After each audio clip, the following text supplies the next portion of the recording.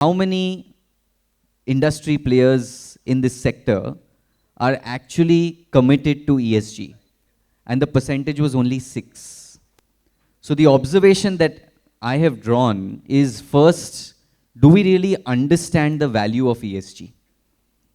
The whole ignorance or defocus lies at not understanding the value.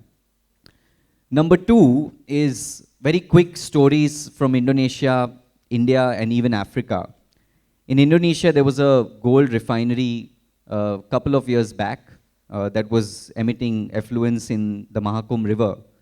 And of course, the local communities escalated that, and there were deaths in the water, and there was a lot of loss of life, which further led to market share loss, reputational damage, $15 million of fine by the Indonesia Ministry of Environment. If you look at the example from India, recently, without naming any company, a local NGO actually exposed a jewelry company where almost 25% of the workforce in the diamond polishing wing were below the age of 16, and they were living in such hazardous situation with no access to even basic water or healthcare. If you look at Africa, a listed company in Johannesburg was actually promoting the selling of gold as conflict-free, 100% conflict-free. And then you had investigative journalists in 2021, which backtraced one of the batches to the entire supply chain, knowing that there were unlicensed artisanal mines which were being used for this entire process. So my second observation, the first is, like I said, do we understand the value? The second observation is, do we really understand the impact of ESG? And with this in mind, let me bring in Suyash, because you've co-authored this book on reimagining ESG. Can you break down ESG from an industry lens as to why is it important? What is the growth enabler that lies in these 3 verticals? And then, of course, I want to come to you to speak more from the consumer lens, because today there are companies who are able to sell more, attract more customers using ESG. So, Suyash, if I can start with you. Yeah, thank you, Harsh, and I think you've summed it up really well. I think true, success in really making the jewelry industry, in this case, understand both the value and impact of ESG is if this hall was as full as we saw it in an AI seminar. Unfortunately, ESG has not become as much of a buzzword yet, because people have failed to really capture the value that ESG can drive for your business. And I just want to start off with that and, then kind of decipher and break down what ESG really is. I think, as we've highlighted in the book also, we call it the art, heart, and science of doing good and being good. So it's really, how I like to break it down is the input, the action that you do, the output that you get is, one of the output is, let's say, becoming compliant, getting more customers, and then outcomes, right? So these are, like most other frameworks, these are the 3 things, which are fairly structured. Inputs, so first I'll elaborate on what ESG means: environmental, social, and governance. Environmental stewardship, social responsibility, and purposeful governance is how, we've added one word extra to each of them to kind of bring out the essence of ESG better. Environmental stewardship is mainly, today we all know the climate impact or the environmental impact of doing business, right? We're running this conference. There are unfortunately plastic bottles here. In my opinion, 100 ml plastic bottles should be banned tomorrow morning, right? We've seen many instances in boardrooms, and it's not a boardroom issue anymore. It's a P&L issue, right? Today, to give you one small example, I'm sure everybody in the room has been to the Mumbai International Airport. The Adani Group has taken a conscious decision of banning hand towels, paper towels at all their airports. There is no paper towel at Mumbai International Airport, and there is immense saving, both environmentally and on the P&L that has accrued to the airport enterprise. That's one instance. right? Second instance I'll give you on the east side today, 85% of all water in Israel comes from desalination. That's at a country level, right? From something more relevant to us, the Hindalco group, for example, has been a pioneer in starting the a sustainable mining chapter. They've literally been pioneers. On more from the jewelry side, De Beers, for example, they started a traceability campaign using blockchain as a tool to trace the entire journey of diamonds. So that's traceability is more on the G side, but that's on E. Social responsibility, we were all discussing earlier. If you walk into Zaveri Bazaar or if you walk into any factory, more likely than not, once you walk in, it won't be a unit where you will yourself want to sit in for very long. Just earlier today, we had a discussion in the hallmarking session when the minister was here on how we want to use a non-destructive and non-hazardous equipment to do hallmarking. Now, we are doing that not because we want to, accord better lifestyle to our workers, but because we don't want, it's a P&L damage, right? Because once you destroy the equipment while hallmarking, you've got to rebuild it, etc., whatever. The point is, that's the S, right? Social responsibility. In simple terms for larger companies, it's called CSR. It's, kind of that. Also, the other thing in social responsibility which I see is, like our own GJC board, I've discussed this with Ashok uncle earlier. There's literally no woman on the board. The only women I've seen who's as active at board level is Miss Nirupa Bhatt, She was, I think, head of GIA India. So we have very little women representation. And, let's forget other communities and other genders and all of that. That would come much later. I'm not even getting into that right now. Just women for today, right? That's the second. Third, governance. And governance, materiality, right? What is relevant for us as jewelers from a G perspective is something like hallmarking. So delivering what we claim to the end consumer, right? So that, and of course, remaining compliant with transparency, exactly, right? So these are the three tenets. And of course, we can determine what's relevant for a jeweler, and that will also change from a very large jeweler to a small jeweler. Sure. So that's from my side. So Sachin, at this point, I'll bring you in. He's really dissected all the three verticals well. What does ESG mean for a consumer? I mean, there are a lot of international brands who are using this as a leverage to attract more customers, like I said. So as World Gold Council, is there a standard narrative that needs to be driven across the industry that there is a clear value add and impact both on the reputational front and even financially with all the examples that he gave? No, thanks so much, and very extensively covered the whole concept of ESG. Before I answer a question, just want to add 2 points. One on the E, right? So there is a fact that is very well known, but it gives a very good narrative to how we consume. Okay. So if the world continues to consume like China, okay, we need 2 planet Earths. If the world continues to consume, and I'm saying consumption of food, clothing, everything else, electricity, if the world consumes like Europe, you need 3 planet Earths. And if the world continues to consume like the US, you need 6 planets, 6 Mother Earths. So there is no plan B. So first and foremost, there is no Mars happening tomorrow, and we all have to buckle up. Because if we want a tomorrow where we talk about children to be sustained, that's not very long. It's all coming much quick. You referred about climate change. It's coming so quick, it's unbelievable. We don't even look into it in that seriousness. So that's one part. Second, you talk about women in the room, and the problem is slightly bigger.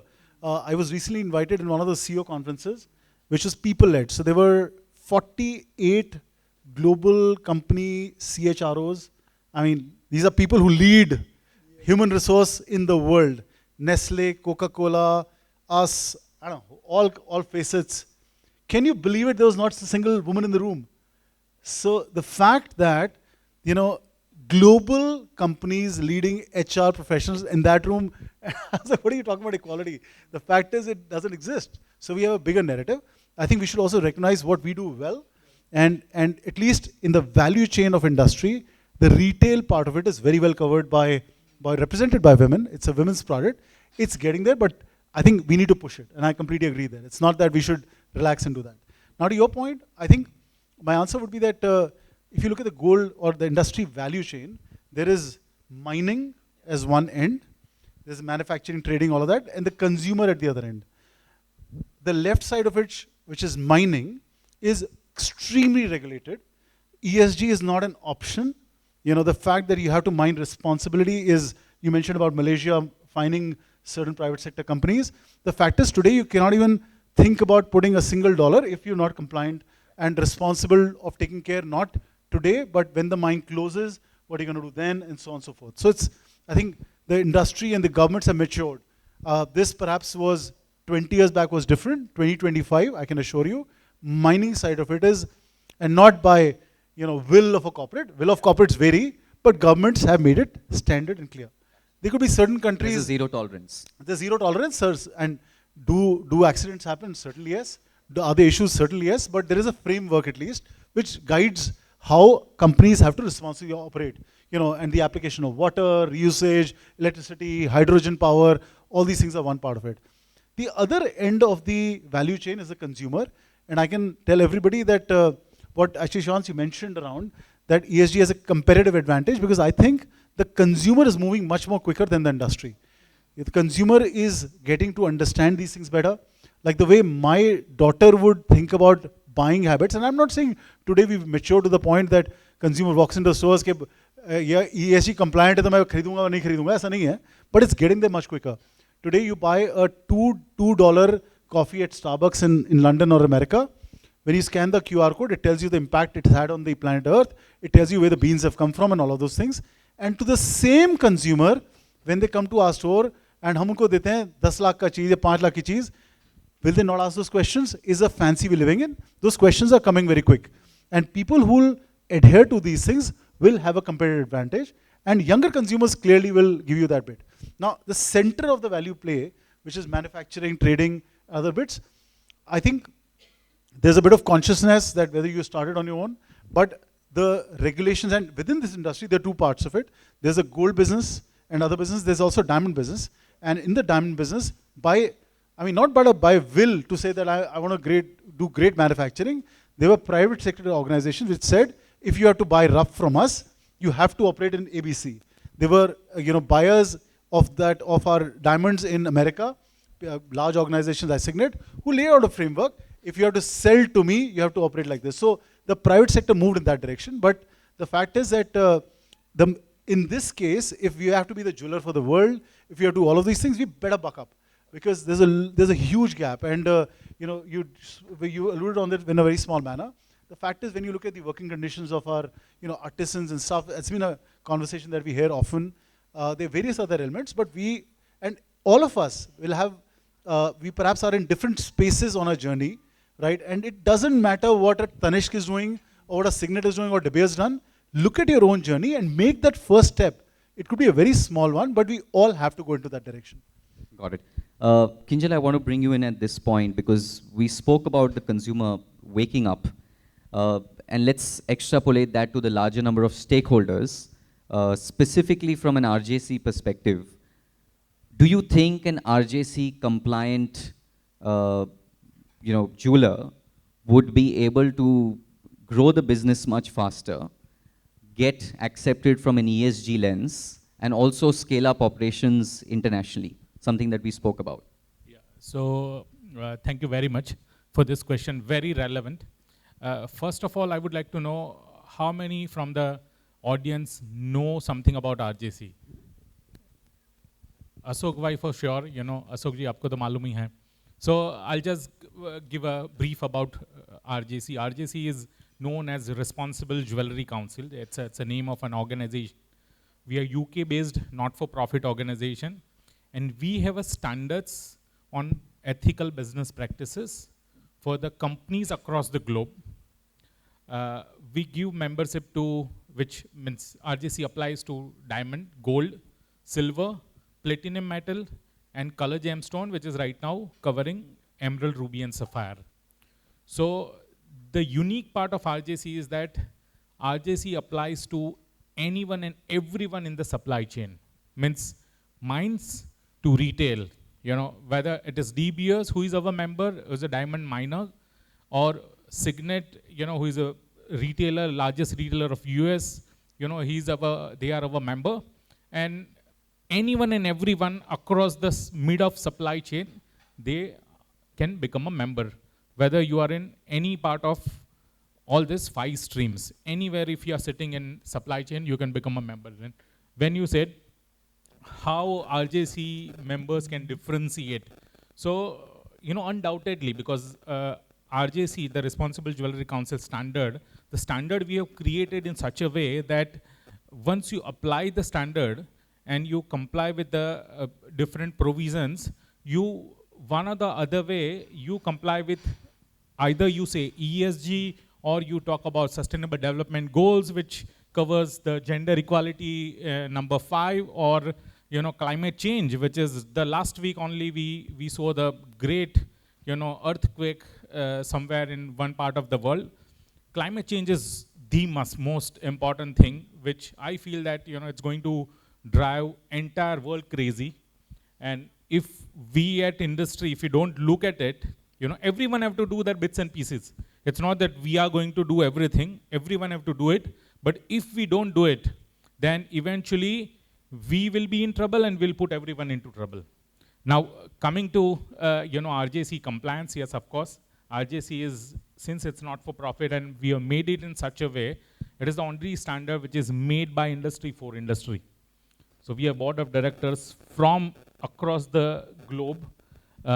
This 28 board of directors, those who are spreaded across 75 countries, from our members. And whenever we create the standard, it definitely covers the risk of each and every aspects, which basically covers the SDGs.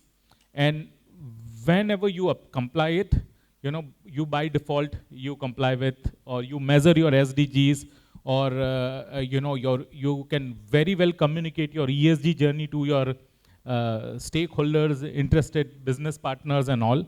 And because of that, you have clear advantage to to do work with all top brands of the world. So there is a clear, tangible measure Absolutely. available to prove Absolutely. that this can help you reach international markets. Absolutely. Great. Before I come to Suyash, Sachin, again, a quick question to you on implementing ESG across the value chain. There's always a conflict.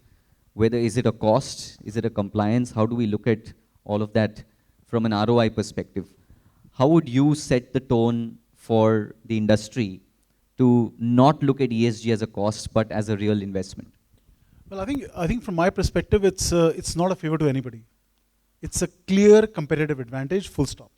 And if you start your conversation in the thought process of saying that if I'm ESG compliant, hence what that means to my brand, what that means to my consumer is a clear articulation. So for me, there cannot be in today's time of 2025 be a debate about that. Starting point. Secondly, we all talk about the world of social media and stuff where news travels very quick. Bad news travels 10 times faster than good news. And anything going left or right will impact your competitiveness, your future, and so on and so forth. So you got to build that up. I think as I said, one part of the value chain is very well governed. I think this part of the value chain will be driven by consumer desire and need. And consumer is getting more and more aware. You mentioned about the earthquake. Will it have an impact? Certainly yes. But don't, my recommendation is don't look at ESG to contribute something to an earthquake in Thailand. Do it because you have to have your business in the future. Because if you're not getting on the journey today, you will not have, and I underline that, you will not exist in the value chain. Got it. So Suyash, let's talk about finances, because there are a lot of funds which are Absolutely. looking at ESG friendly businesses. Do you see the capability for a business to go through an IPO or raise private capital happening much faster because of ESG?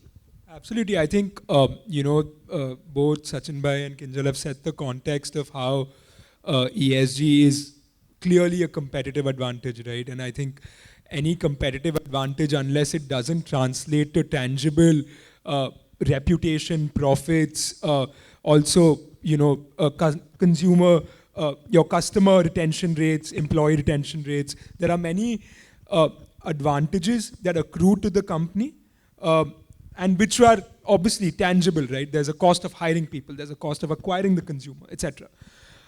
In terms of good instances, just adding to Sachin Bhai's point from earlier, there is more than enough inspiration available within the industry.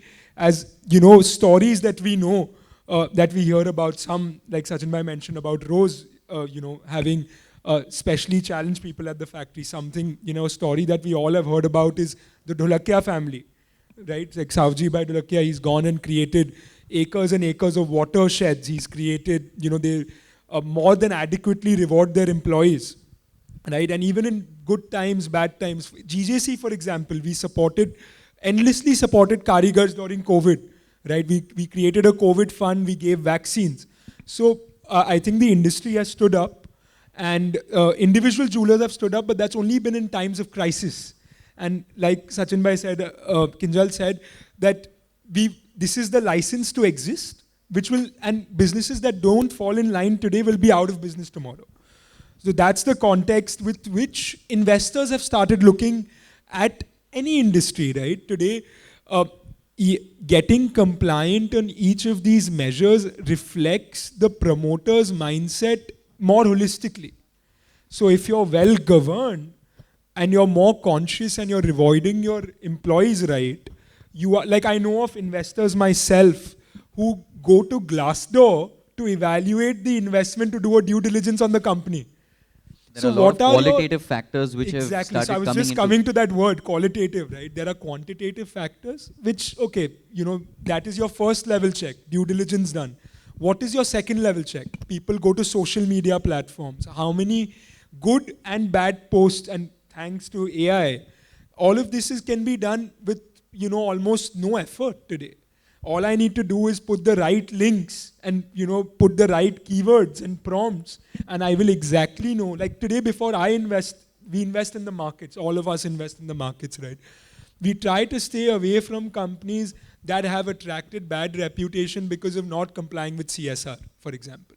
क्योंकि अगर आप अपने धंधे का 2% भी दूसरे के लिए नहीं खर्चा कर पा रहे हो, आप इन्वेस्टर को क्या पैसा कमा के दोगे? That is the mindset of the promoter. But I also want to bring in one negative point here, is on the G front, linked to reputation. You can put in millions of dollars and manage your digital brand, and media relations can be completely bought out. See, that is, again, I mean... so then where does governance go? No, so see, that is, I think, let me put it this way, right? Would you call the most valued companies in India the most well-governed? It's about perspective. Now, which are the top 5 more valued companies in India, and how many governance claims do they have against them? Value of perspective. Byju's, right? Clear, glaring example in all our faces. Blackstone, Davidson Kempner, topmost hedge funds, PE funds of the world. It was like a Ponzi scheme. Auditor Deloitte. What was the scam? They were recording 3 years of revenue in 1 year. I'm a chartered accountant. It's basic revenue recognition principle. Audited by Deloitte. So all ticks in place, right? You've got the topmost investors, you've got the topmost auditor one could have. Okay. So that, I think that really boils down to then, like we discussed earlier, you're really betting on the promoter. Yeah.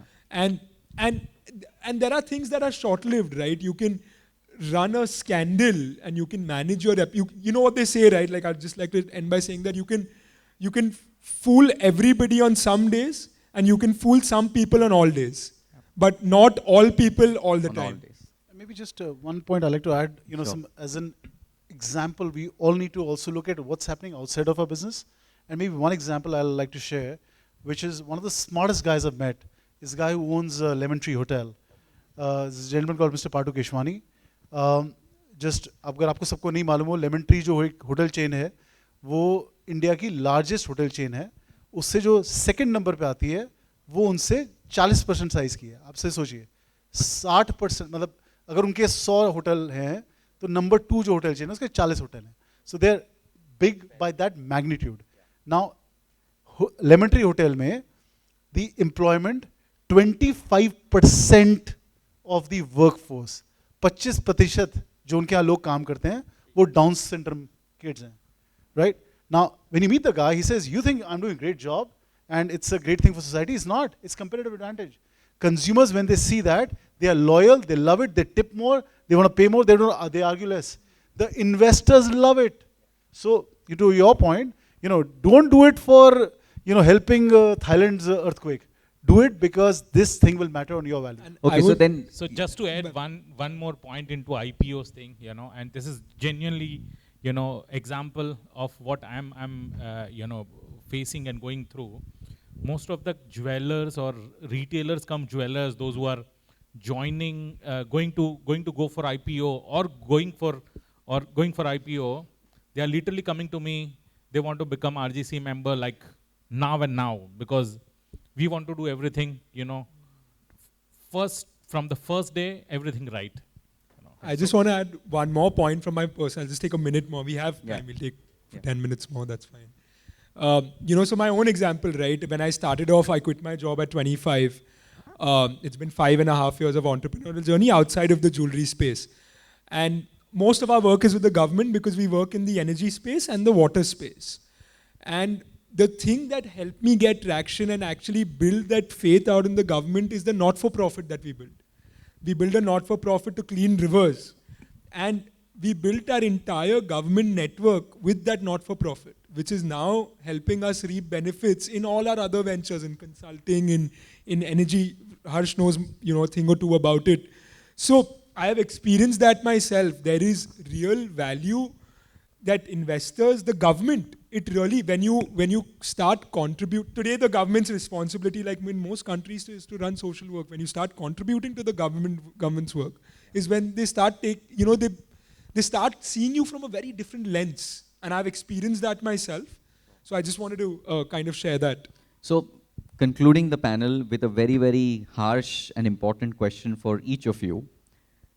Who decides at what stage of your ESG journey you are at, and are you the best? Are we able to conclude through a standard rating, through a standard benchmark in the industry that says that, okay, this company is really the top notch in ESG? So I think, to your point, who decides? I think individuals decide. And my recommendation would be कि आप जहाँ पे भी हो, आप जब ये सोच रहे हैं कि भाई टाटा क्या कर रहा है और पाटो किशवानी क्या कर रहे हैं और तनिष्क क्या कर रहा है, that's one part. आप अपनी जर्नी देखिए, start today. So for me, it's not about what you wanna, where you stand on that, but you got to start and be authentic to that journey. आपको जो भी आप करना चाहें, वो authentically करना पड़ेगा because it's not all about social media management. It is about authentically wanting to change the world, and that's what's So very interesting perspective that you look inside, right, and change your culture and, hence, run it the and hence right way. don't form time frames. Start today, and then you can, Yeah. I mean, it's a must. Kinjal? Whatever business you're in. Yeah. So I'll just tell this from the different point of view where you are sitting in the supply chain. Per se, if you are a jeweler, and you did nothing, it's you are like clean slate. You did no ESG, nothing. For you, step number one is very important. But if somebody who has done all ESG, doing reporting on ESG, and forget about this all top retail brands, there are a lot of good diamond traders or jewelry manufacturers, those who are doing, ESG reporting and all. If you go online, you can see them. For them, doing basic things like whether it is RJC or carbon footprint or neutralizing their carbon footprint, everything is done and dusted. They want to grow more. They want to do more. And see, ESG in my way, it is all about your personal hygiene. Somebody takes a bath once a day, it is good for them. If you want to comply with something, it's fine. You undergo audit and you are compliant, you get certified. It is up to your internal hygiene, whether you want to go, you want to have a shower twice a day, you want to be more hygienic, it is entirely up to you. So where are you and what you are starting for, what you are going for. So in my opinion, that's what is very important. Most of the organization nowadays, if you see the new generation which is coming in, they really feel that, okay, my fathers, my grandfathers have been running this business the way it is. Now I'm not going to run it, the same way. I'm going to change the way it is going. So for them, that is the starting point, Their fathers might feel क्या problem है इसमें, अभी तक तो चल रहा है, करने का जरूरत ही क्या है ये सब चीज. But then the new generation feels that we are actually at zero, even minus. So be So- good, think good, do good. Absolutely, Right? That's what you're absolutely, trying to. yeah. And Suyash, you want to conclude So with? I just have, I think, I have two sides of this. One is the outside perspective and the other is the inside perspective. I think outside perspective is from three vectors or two vectors. One is the government and compliance vector, right? So tomorrow, let's say you have the ambition of going global and going for an IPO, you have to be cognizant of the fact that SEBI has mandates, boss. If you don't rely, if you're not going to be compliant with BRSR, you're not going to get a good valuation. It's very simple. So you have to have that government perspective in mind. The second vector is if you want to go global and start supplying to international chains. We've seen that in the ready-made garments as ZLD, for example, zero liquid discharge compliance. Even for jewelers, people who supply, I know that some friends who supply to Tanish, for example, they need certain compliances, thresholds in their factory. So if you want to deal with larger people, you need certain thresholds from an ESG perspective, which are ticked off. So that's outside perspective, right? Then the other perspective is your internal company perspective, is how I see it. Is getting on this journey, how will that translate to better customer retention, for example, better employee retention? What kind of growth levers can you? So you need to have certain goals and how you're using, for example, AI or some kind of digital transformation to achieve those goals. Make ESG or sustainability a part of that broad business strategy, right? That is your second perspective. So you got compliance, you got business. And the third perspective is what Sachin Bhai and Kinjal is your personal, right? Today, as an individual, then that is an endless journey of looking into yourself. And how much better can you get at just doing good by all your stakeholders? And the fourth thing I would recommend, I think, is to enhance all of these perspectives is knowing what's happening around you. And that can only happen once you start off, right? Once you've gotten onto the journey, you keep reading. Like today we learned a new thing about rose. I didn't know that, right? So just talking to people, knowing and understanding what people within your industry are doing to give back and do better and become better stakeholders and stewards of, the industry. Got it. Great. Thank you all for being a patient audience. I think we're running short on time. And thank you, panelists, for an engaging conversation. Thank you so much. Thank you very much. Thank you. Just have a small token for everybody. Ashok uncle.